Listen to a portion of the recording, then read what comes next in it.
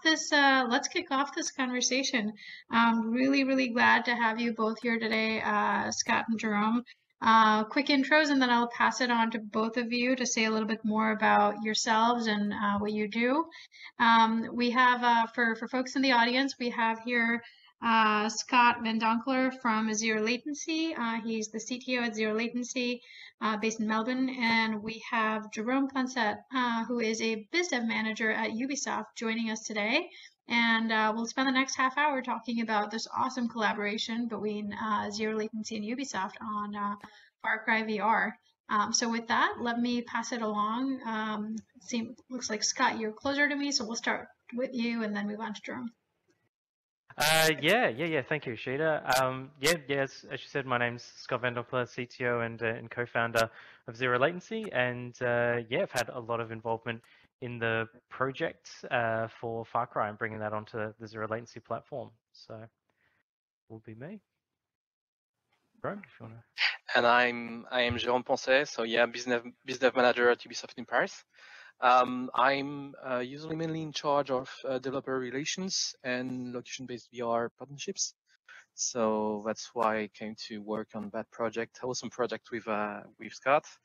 And yes, at the moment, I'm mostly focused on Far Cry VR. Awesome. Glad to have you both here. Hopefully it is not a crazy time of day where you are. I did not do the time zone math, but it's 8 a.m. What time is it? For me, which is great. 8 a.m. in Melbourne. Okay. Yeah. That's not bad. That's not bad. That's not bad, and it's probably what, midnight in Paris. Jerome. Yes, it's 11:30, something like that. All right. Okay. Wonderful. Lots of time zone diversity here. So just to get started, to get everyone familiar with Far Cry VR, what can you tell us about Far Cry VR? I know it's coming out next year, but what can you share today? Set in the world of Far Cry 3. You can play up to 8 players. It's exclusive to Zero Latency setup and venues. From Zero Latency's perspective, what we're looking to do really with this game was try and bring all the experience that we've got really from all the titles that we've made in the past around creating collaborative and cooperative experiences, and overlay that with a really recognizable IP. Obviously, in Far Cry from Ubisoft, it's amazing. We've been discussing this with Ubisoft for a long time and looking at the opportunities and what we can do, and being able to bring all of that together into what is we believe definitely the most amazing experience we've made to date. So, taking all of those lessons, making something really, really incredible, and as well bringing some of that recognizability of the Far Cry brand in there. Like we've got Vast, we've got lots of characters from the original game, and you really get to feel like you're in that Far Cry universe, like in the Far Cry 3 universe in particular. So it's pretty incredible. We're pretty excited.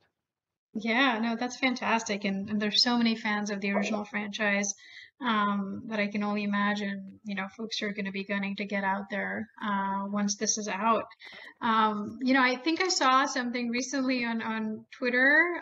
You might have posted, how it started and how it's going. Yeah, that's right. with just kind of the small budget that you guys started with, was it 5 or 6 years ago? If you can talk a little bit about how this collaboration actually came to be, I think folks would love to hear.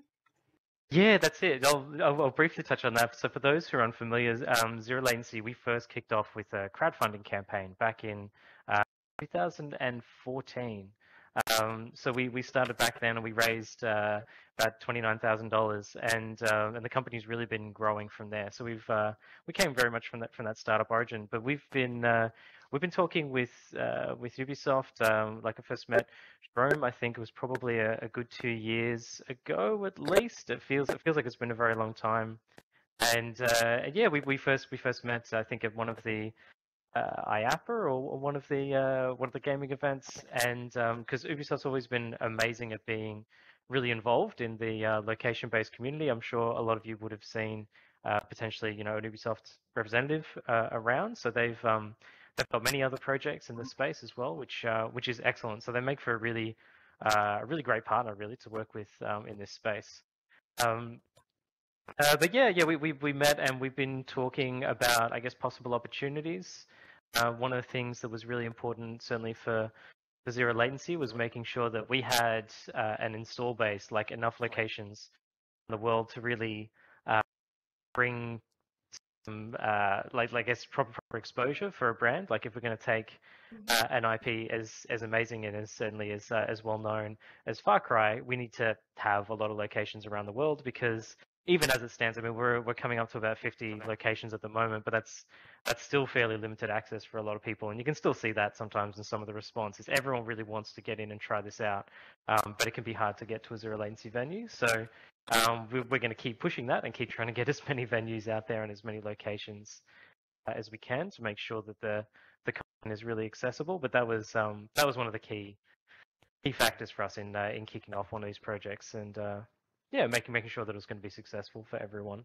It's certainly exciting, and I hear what you're saying, Scott, about just wanting to sort of have the right level of exposure for an IP IP of this size. When you started, was it obvious from the beginning that Far Cry VR was sort of the franchise and the title that'll kind of bring AAA and VR together, or in your early conversations did Ubisoft and Zero Latency explore other titles? Just wondering sort of how you kind of came to sort of this being the franchise. Yeah, absolutely. No, it was definitely one of the top concepts as soon as we started talking. It was definitely at the front of my mind. I'm a really big fan of the franchise, so it was something that came up early. But there's other options, definitely. I mean, Ubisoft has a lot of amazing IP, and a lot of it I think actually translates really well into free roam VR, and even just generally into virtual reality. And as you'll see by the other projects that they've got going on at the moment, with the more recently announced games they're doing, I think they've got correct me if I'm wrong, I think a Tom Clancy game coming up, as well as Assassin's Creed. So. But yeah, I think a lot of that translates really well. So there's definitely a lot of discussion around which one we would go with. But we felt that, I think, for what works really well in a zero latency venue, playing cooperative experiences, going on like a little bit of a journey when you're in free roam VR, is definitely what we really wanted to do. And I think it's for the environment we've got, it was easily the best choice for us to go with. So. Got it. I cannot wait. Cannot wait for it to be out. And remind us again, if do you have sort of a playtime? How long of a playtime can folks expect as they jump into this? Yeah. This is fitting our relatively standard format that we run to. It's going to be a half an hour experience.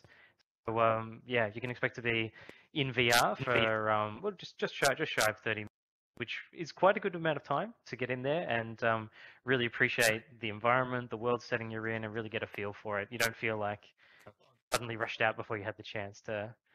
Let me check. You'll get to know it well. We were, we were just talking about the origin story of the collaboration between Ubisoft and Zero Latency, and Scott was kind of talking about sort of connecting dots with Ubisoft a couple of years ago and starting to kind of nurture this idea. Did you, from your perspective, did you have anything to add on how Ubisoft saw the partnership and kind of what motivated you to jump into this awesome sort of venture together with Zero Latency? Well, I think it was just a matter of finding the right project and the right timing together. I mean, they came with a pretty solid, VR setup and solution very early on, and we had on our side a pretty good, slate of IPs and assets we could use for these kind of experiences. But we just needed to find the right idea and come with the right timing. So we've been discussing together for a pretty long time. I think it started in 2016, something like that. Yeah. Probably did. Yeah. Some time, it's, but we did find the opportunity. It's been a good, well-guarded secret, huh? Yeah. Absolutely. That's great to hear. And how big were the teams on both sides working on this project? Oh, that's a good question. I'm not sure for the Latency. On our side, we've got two teams actually. One within Ubisoft, a few people, and another one with a few people actually here today from Dreams, an external development studio that are working on the Yeah. game. So it's a Fantastic. Yeah. We've never tried to put everyone in the same room. I think I'll try and make a count of how many people it would be, but there's a lot of people certainly from within Zero Latency side. Almost everyone in Yeah. the company is in some way involved in it. But I'd say there's a good 10 to 15 people spending quite a bit of their time. Yeah, plus a lot from Dreams and Ubisoft. So yeah, a lot of people, I would say. Very cool. Very cool. So as you've been on this journey for a couple of years now, what has been fun about the partnership for each of you, and what's been unexpected? What have been some surprises or learnings along the way? If you can shed some light on that. Jerome, do you wanna kick us off on that? Why not? Well, I could start with the time zone. Scott and the Latency team is in Australia. We are in Paris, in Dreams in UK, and we've got already a pretty good pretty good time zone difference. So that's something to work with. After that, I think there's a big interesting part that is the technology itself. Perhaps Scott, you're better suited to talk about it. Yeah, definitely the challenge of creating a free roam VR game in a lot of instances is hard enough to do, even at Zero Latency. But then working with a team on the other side of the world to get it done. In the past, that would have been nearly impossible. Definitely with our earlier generation technologies, and that was one of the reasons we definitely wanted to wait until we had something that was really solid. And I've got to say the Windows mixed reality platform and using the HP equipment that setup actually gave us a lot of freedom with how we get games made and how much easier it is to have it developed by a different team somewhere else. It's not as complicated to set up a development space. You still need a reasonably big room to go and do it. So definitely like the team over at Dreams have a space now that they can like their own free roam VR space that they can actually test and develop games in. But yeah, that was definitely made easier by some of the more recent technology with HP. So yeah, and That's definitely music to our ears. Yeah, absolutely. Same here. The other interesting thing also is the way you design this kind of game for location based. So both in terms of the kind of target audience you're trying to address, but also the fact that you are also designing for the operators themselves. So the game is simple for them to operate on a daily basis. So these kind of things are brought up some quite interesting challenges. Also the level design, which is a thing when you have a free roam space that doesn't look anything like what you will see in game. Yeah, Super interesting. Yeah, it'd be fun actually. Maybe later on in the piece where we can share more about the game. We'd love to probably do a presentation even on that and just talk about how the way we've used space in this kind of experience and the way, as Jerome's saying, the physical world doesn't really match what you're seeing in the virtual world, and that's one of the things we've always loved doing at Zero Latency, and we've pushed that again with this experience. So it'd be great to go through. Obviously, too early for the details yet. Too early for the details. But it is exciting, and it's definitely a challenge in development as to how we do that and how we solve it.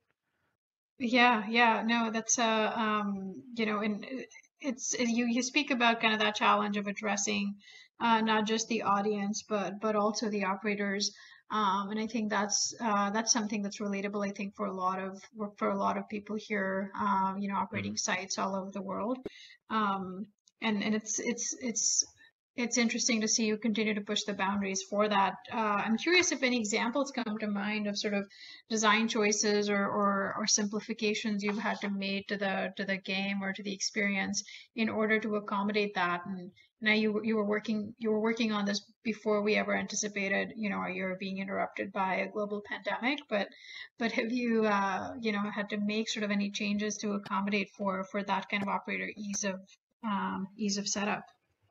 Yeah, yeah. I could definitely just talk a little bit on that, which is that yeah, obviously this project had started well before COVID-19 was a thing. So it has come up during development, and so we have made adjustments around that. So one of the things that Zero Latency more broadly has done with all of our content is making it social distancing compliant. So making sure that our experiences work in different areas around the world, depending on the different restrictions that they might have, to either ensure players stay a certain distance apart, or whatever it might be with our operational side on how throughput works and how customers are, I guess, sort of herded through through the venue. So taking all those things into consideration for Far Cry has definitely been a thing. So we've realized that that from the outset that this could still be around for quite a while. We want to make sure that this experience has the best chance of being played as much as possible everywhere in the world. So we've taken those changes into consideration and yeah, made some adjustments. Indeed, that definitely impacted the way we design the game and some of the level design, but from the constraint comes some interesting, creative stuff and some stuff we wouldn't have thought of without that kind of constraint. So, yeah, in the end, we have pretty cool concept coming out of that. Very cool. Very cool. So I know you can't share details of Far Cry VR too much, the experience itself today. So of course I'm going to ask you what comes after that. What's next? One of the reasons I think this particular collaboration is so interesting is, we, even though VR and AAA gaming kind of operate in adjacent worlds, we haven't seen that many sort of marriages or collaborations across the aisle, and so to have one that is that brings such a well-known franchise to VR fans is quite it's quite remarkable. And so from your perspectives, can we expect more AAA and VR franchises in the future? How do you think of that space going forward? Well, on our side, that's something we've been doing for a few years now. We have a few experiences that are exclusive to location-based VR, from the Rabbids Ride to the VR escape games we did with some other brands like Assassin's Creed and Prince of Persia. Far Cry VR is really the one we focus on right now, and the focus is really to bring a great experience to the market that stays true to the IP itself. So that has all its components, and that will be that will come with a successful launch next year. But we are definitely open to explore other kind of experiences and games for the location-based market, as long as it makes sense and as long as it stays true to the IP itself. That's the only limit we have in a way. Right. Okay. Very cool. Yeah, certainly. From the Zero Latency side of things, we started this as I guess the start of hopefully a really long relationship with Ubisoft, and continuing to bring more of their IP to our platform, and generally speaking, it's part of our vision for the company is to, like you said, sort of start marrying up some more of those that side of the industry and bringing more of it into our venues. We definitely see the recognizable IP and the amazing experiences and things that people are building outside of the VR world is it's an amazing opportunity to bring that into our platform. So we intend to keep doing more of it. So this is hopefully just the start of a lot more. Awesome. So we have 5 minutes left, I think, in the panel. If we want to open it up for a few questions from the audience, we could do that now.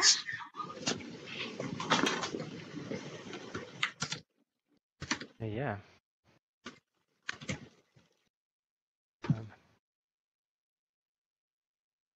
Not all at the same time. Yeah. I wonder if we're going to be able to hear people okay from here, from being up on the stage.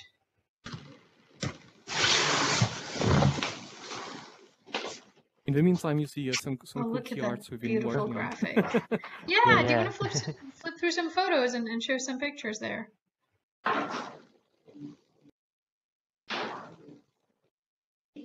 Well, what you see there is are a few mockups and screenshots from different places of the game, but as you can see, it's a mix of intense gunfight. Obviously, you have iconic baddies of which are key in the Far Cry brand. We will have Vas Montenegro in the game, and we will have some fun with players. Mine. I mean, we are in VR, so we are able to do some crazy stuff. That's Yeah, about that's right. what. So Yeah, amazing. if anyone's familiar with zero latency experiences and what we like to do sometimes with like as we're saying, messing with space and messing with your perception of definitely the position of other players and things like that. Yeah, the Far Cry brands are a great opportunity to do some more of that with players. So yeah, we've absolutely got more of that in the experience. I have a question. Yep. Yes. Yeah. And just real quick, if anybody has a question, they can walk up on stage to ask it. But my question is, have you played the game, the free roam game yourself? And if so, what's your favorite moment in it, if you're able to talk about it, even vaguely? Yeah, no, I think it will definitely. Jerome and I've played it quite a bit. We play it every week. Actually, we have, if not every day. Yeah. Yeah. I mean, for me, I think probably one of the sections actually thought this is a good picture to have up. This because this is actually a section of the game that you're seeing here. It plays out very much like that. There's just some amazing gunplay and really exciting, explosions and excitement. I'd say this probably this scene really here is a pretty exciting part of it for me. But that's tough though. There's a lot of other amazing parts. Like the game very much takes you on a journey through a few different environments and a few different spaces, and each one brings something really different to it. There is some intense gun action, as Jerome said. There is a little bit of messing with the player's mind, which is definitely an amazing part of it as well. I would say my favorite part is where we kind of do mind tricks to our players. It's really interesting and really something you can only experience in a digital game, and it's even more immersive in VR. So I would say another part where we are playing a bit with player perception of these or our environment is the one I prefer. Very cool. Thank you for sharing. Looks like we have someone else trying to come up on stage for a question. Is that correct? Yeah. Yes. Coming up. Coming up. The question I have is, with the dramatic leaps we're seeing in VR technology, when you're developing this starting, did you say 4 years ago, did you have any idea where we'd be as far as hardware technology, and how are you adapting as new stuff's coming about every year? Yeah, absolutely. So the experience definitely we were waiting a little bit because we did know that the technology was going to change and going to shift. So we did actually start development when we knew we had the right platform and the right equipment to do it on. But in terms of how the actual experience is being designed as well, we are building it with the future in mind. We do also have an idea of where things are shifting and where things are going in the next generation, and we're making sure that this experience and the other ones that we're developing as well are still going to work amazingly well on that hardware as well, and those like that next iteration. So yeah, essentially just trying to use a really good software development base that we can work from, that maintains that compatibility, and it gives us the opportunity if we find find those spaces to do extra things, we still have the chance to do that. So, but you're right, it is definitely tricky, but to get the timing right. But I feel we found the right time to start the development of this one. That's exactly that. When we were talking about the right time and opportunity, the right timing is really something, and we did start that when we had a clear outlook on what kind of hardware would be at our disposal within a few months. So, yeah, that's right. Good question, though. That's right. Oh, very cool. Thank you. Looks like Jeremy's asking us to wrap it up over here. Thank you so much. Thank you so much. I'm getting good at reading Jeremy's nonverbal gestures here. Yeah. Thank you so much, Scott and Jerome, for joining us today and this conversation. Really appreciate it. Thank you for the teaser. Cannot wait for us to be able to go out and experience Far Cry VR next year. And I'm sure folks in this room and fans feel the same way. So congratulations on the partnership, and we're looking forward to it. Awesome. Thank you, Ishida. Cheers. Thanks a lot. Thanks, everyone.